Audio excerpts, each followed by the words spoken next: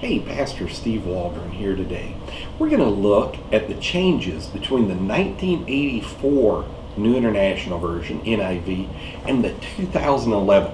2011, they updated the NIV. Now, this is not the TNIV they came out with that caused so much consternation. This is kind of like the official NIV that they're using. They have a lot of changes. So let me read you some statistics here of the changes between the 1984 NIV and the 2011. It was headed by Doug Moo up at Wheaton University.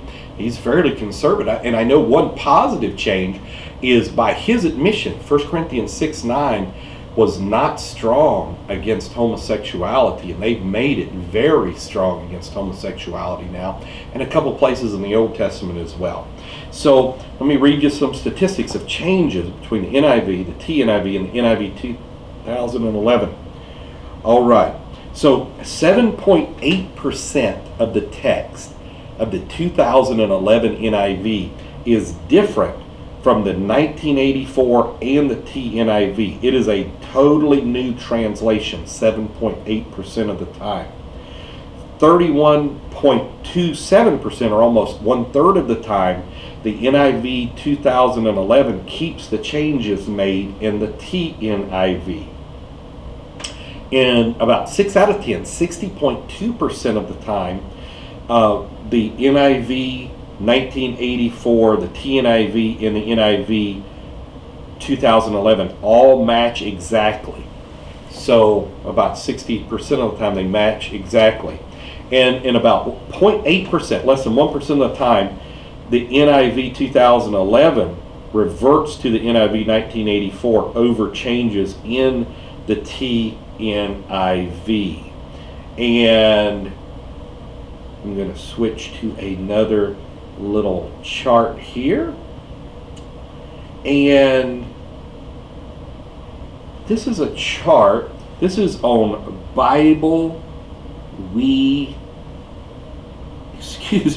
BibleWebApp.com, and I'll just show you. It's got a handy little place here on BibleWebApp.com that is a comparison book by book of the changes between the 2011 NIV and the 1984 New International Version. Right here. So that's good. Good little thing. Yeah. Pull it up a little more.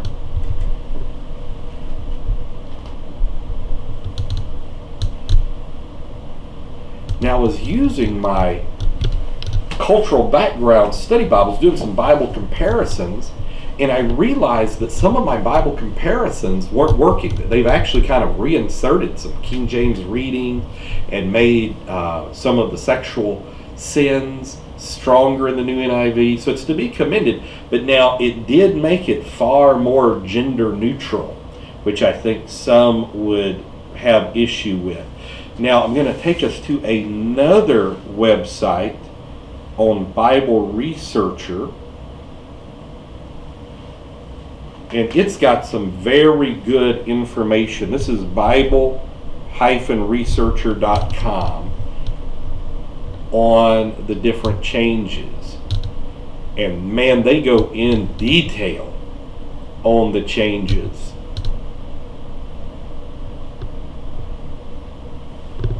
I just wanted to make people aware, because a lot of people I don't even think are aware that there was a change.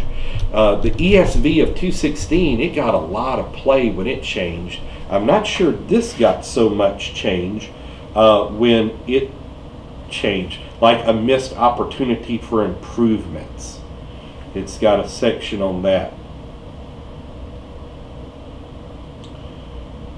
And let's see here. Then Jesus is Savior, beware, the NIV 2011. Now it's going to be pretty strong, it's going to be very much against it. Now I'm just going to say I've read the NIV 1984 a lot, like it used to be my Bible that I read, And I just found so many things wrong with it, terrible with it, that I kept them around for reference use, but I don't read it or recommend it at all anymore. As a matter of fact, I got a friend that jokingly calls NIV the nearly inspired version, stuff like that. I don't go recommend people go around burning them or throw them in trash cans. I'm usually very uncomfortable with stuff like that. But, at the same time, I do think God has preserved His Word in the King James Version of the Bible. And that's on Jesus-issavior.com. Jesus-issavior.com. Let's see here.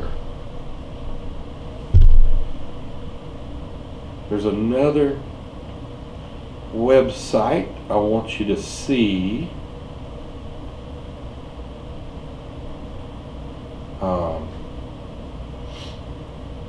From the Christian Post. The Christian Post. And let me X that out.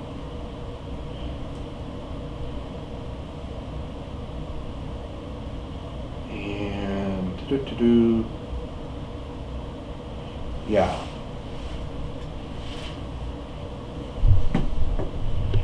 And it's the latest version of the NIV is clearer on sexual sin. And I would say in my research on that, at least by and large, it may not be universal, it really is. It is clearer on sexual sin. So I am glad they made those improvements in the New International Version, but they've made some unimprovements too. But they have added some King James readings, which is fascinating also. This is from the Christian Post, and it's an interview with Douglas Moo. So again, this is that's in the Cultural Background Study Bible, the 2011 NIV. So we just want to look at some changes between the 1984, 2011, make you aware that the changes are there. And again, it is much more gender neutral, and I think in some ways in a negative way. And anyhow, God bless you. Keep living for Jesus Christ. And just, if you're English, keep reading the King James Version. I think it'll get you to heaven. God bless you. Have a great day in Jesus.